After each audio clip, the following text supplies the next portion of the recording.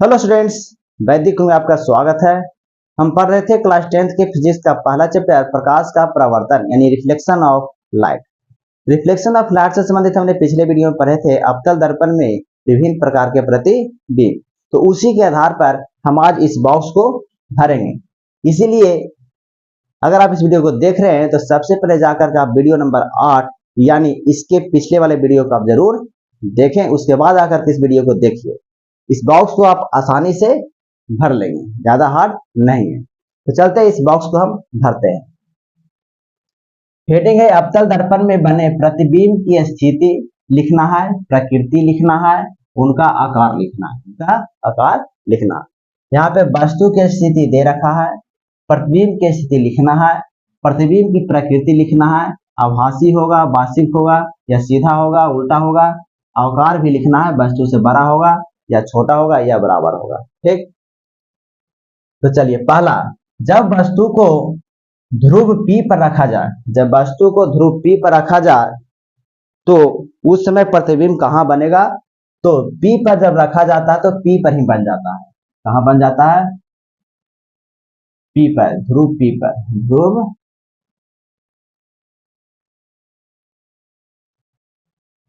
P पर बन जाता है। ठीक, इस समय प्रतिबिंब वास्तविक होता है या आभासी होता है?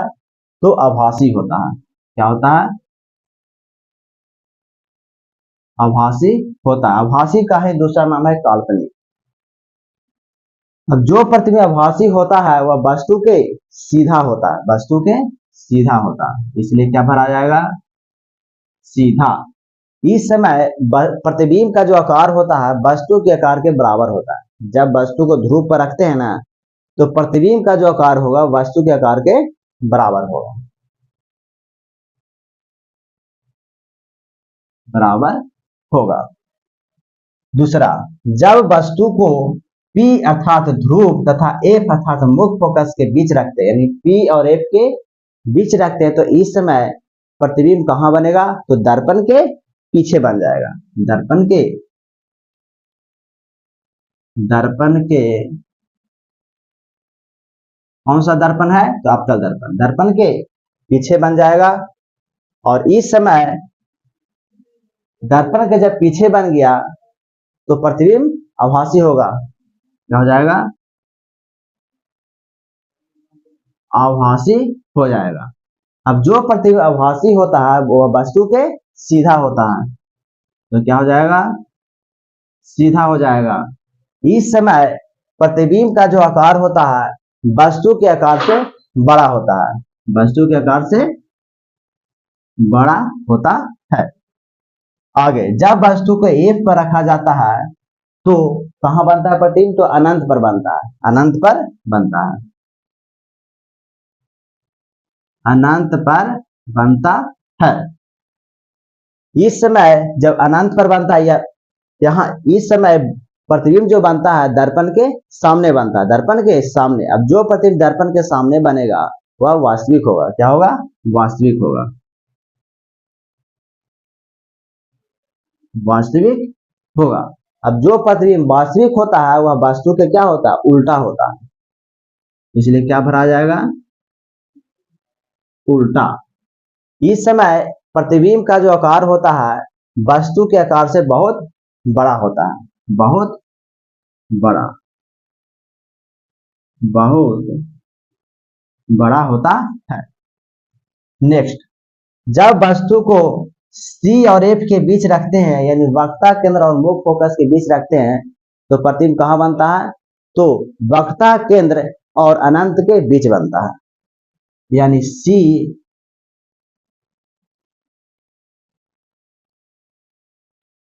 और C तथा अनंत के बीच बनता है, C तथा अनंत के बीच बनता है। और दर्पण के सामने बनता है इसलिए वास्तविक होगा।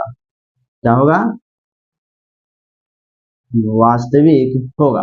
अब जो प्रतिबिंब वास्तविक होगा वह वस्तु के क्या होगा? उल्टा होगा, उल्टा होगा। इस समय प्रतिबिंब का जो आकार होता है वह वस्तु के आकार से बड़ा होता है, वस्तु के आकार से बड़ा होता है। जब वस्तु को C पर रखा जाए, जब वस्तु को C यानी वक्ता केंद्र पर रखा जाए तो वक्ता केंद्र पर ही प्रतिबिंब बन जाएगा, यानी C पर ही प्रतिबिंब बनेगा और दर्पण के सामने बनेगा, इसलिए वास्तविक होगा, वास्तविक होगा। जो प्रतिबिंब वास्तविक होता है वह वस्तु के क्या होता है, उल्टा होता है, वस्तु के उल्टा होता है। जब वस्तु को C पर रखा जाता है तो इस समय प्रतिबिंब का जो आकार होता है वस्तु के आकार के बराबर होता है, बराबर होता है, वस्तु के आकार के बराबर होता है। जब वस्तु को C और अनंत के बीच रखा जाए तो प्रतिबिंब कहां बनता है, तो C और F के बीच बनता है।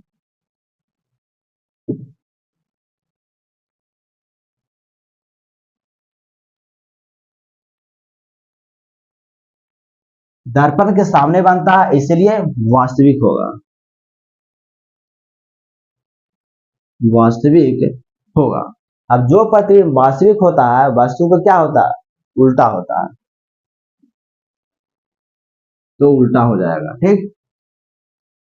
इस समय प्रतिबिंब का जो आकार होता है वस्तु के आकार से छोटा होता है, वस्तु के आकार से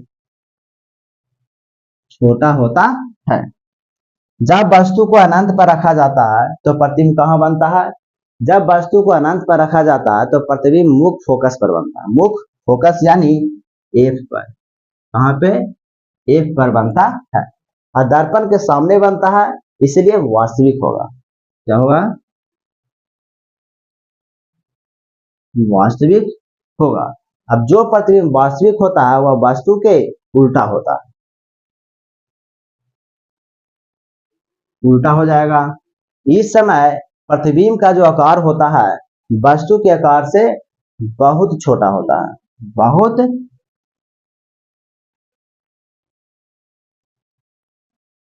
छोटा होता है। यह था अवतल दर्पण में बने प्रतिबिंब की स्थिति, प्रकृति और उनका आकार। उम्मीद करता हूं कि इससे आप याद कर लिए होंगे।